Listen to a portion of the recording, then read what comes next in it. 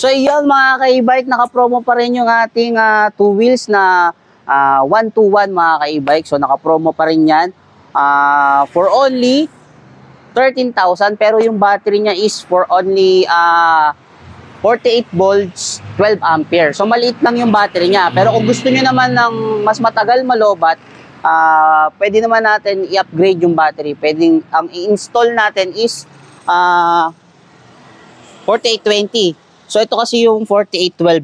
So kung 4812, kaya nila binebenta ng sobrang mura, mababa yung battery.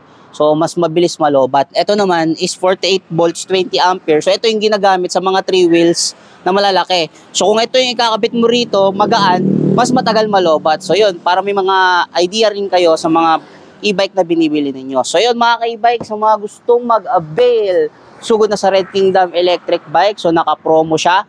So 13,000 sa 12 volts, 48 volts, 12 ampere yung battery. Kung 48 volts, 20 ampere yung battery yung i-install natin, so 15,000 yun, pinakasagad natin na price. So ano pang hinihintay nyo? So kung gusto nyo na mas matagal malobat, pwede yan, i-install natin yung 48 volts, 20 ampere. So ano pa hinihintay nyo? Sugod na sa Red Kingdom electric bike. Let's go!